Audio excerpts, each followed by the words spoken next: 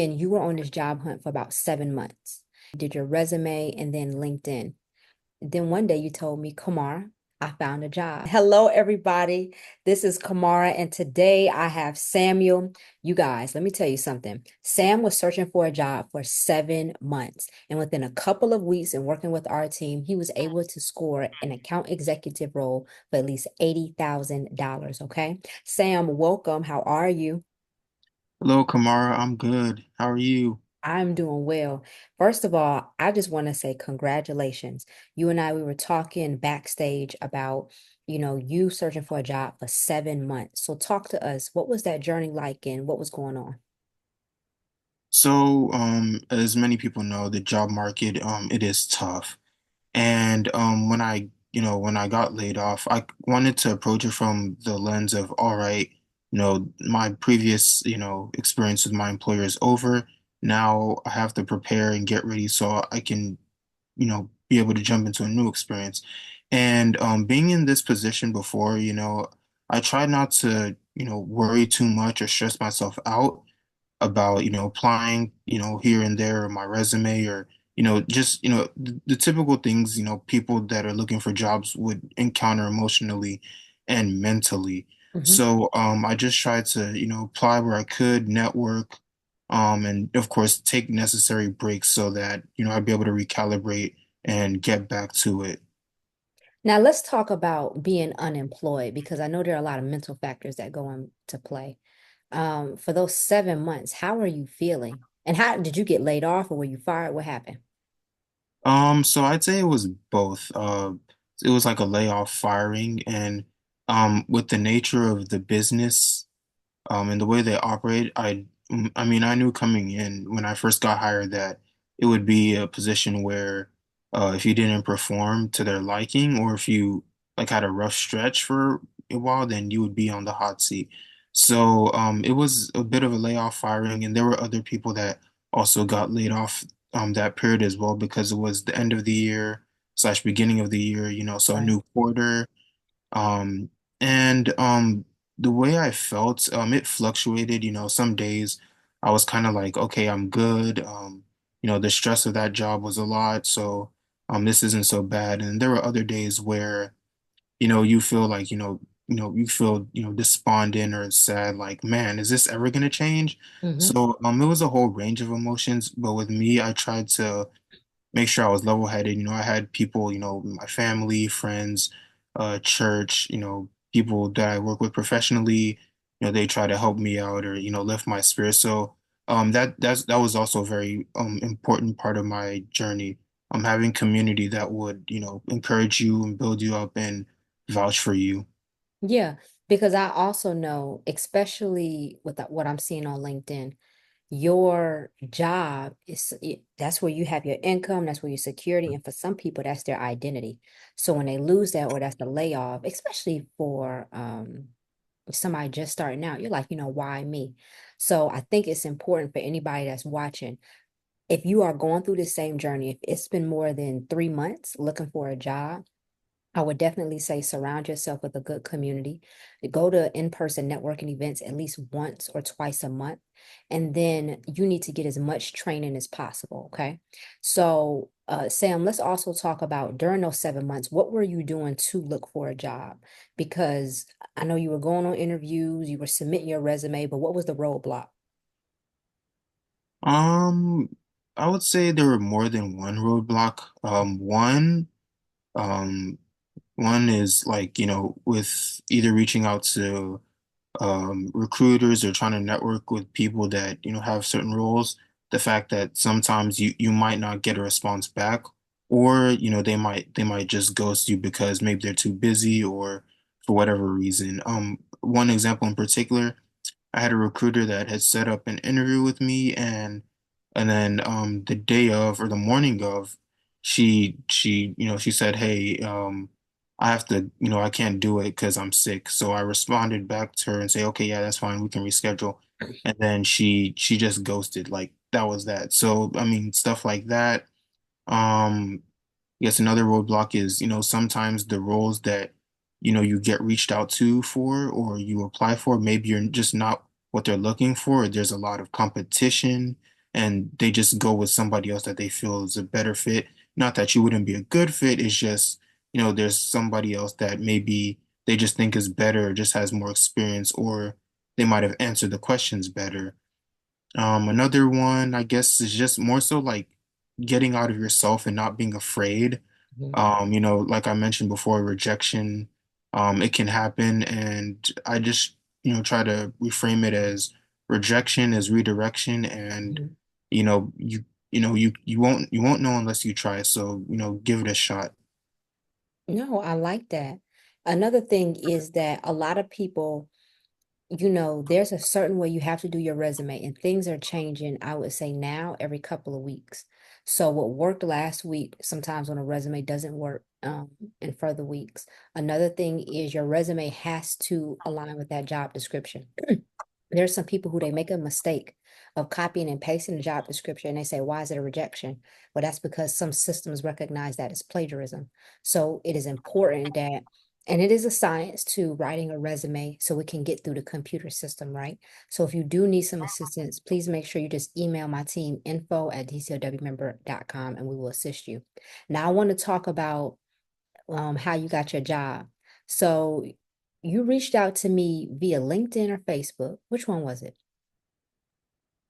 I want to say it was LinkedIn.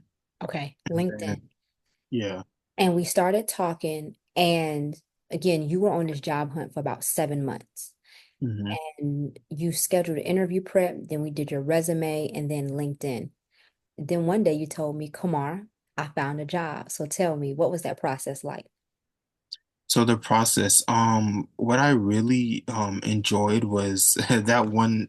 It was actually the evening of Independence Day, July 4th.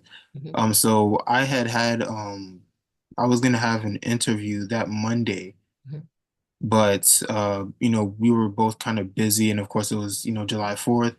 So you scheduled an interview that Sunday evening, and we spent, let's say, around like an hour and a half, 2 hours, and I was expecting it to be like, interview prep for like the position I was going for, but you turned it up a notch and you decided, okay, let's think of, something, higher. Like, let's say if you were interviewing to be like a VP, or a manager, something deeper like that.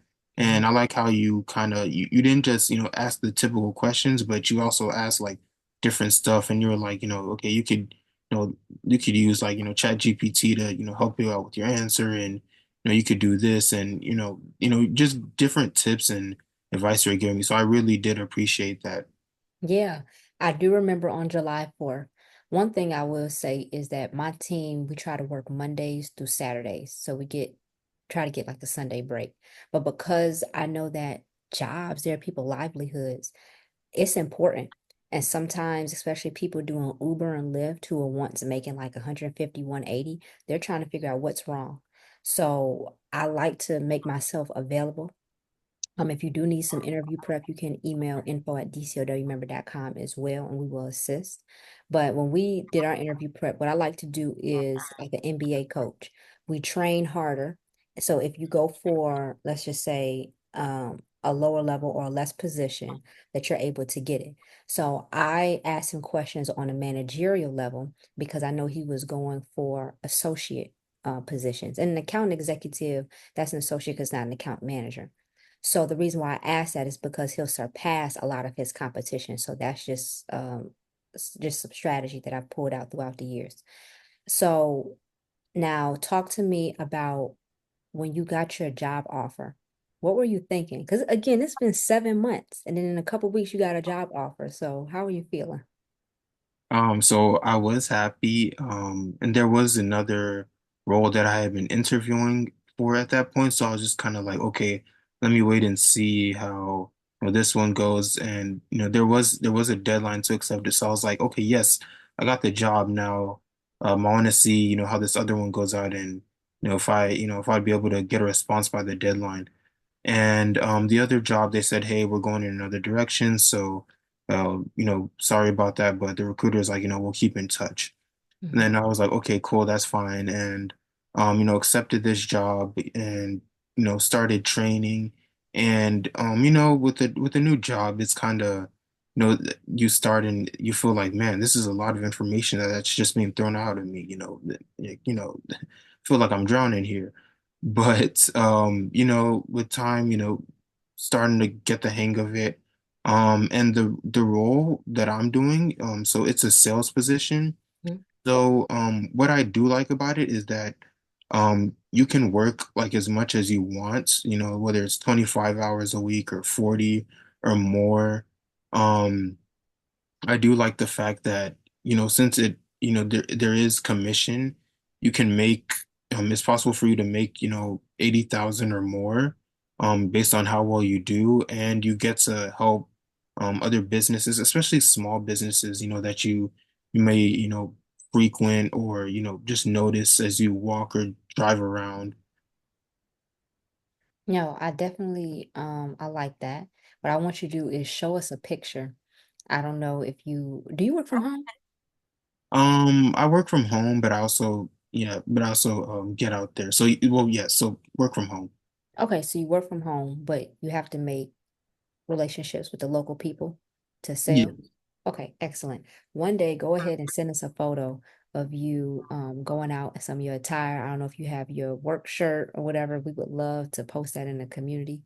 But Samuel, we are just so excited for you.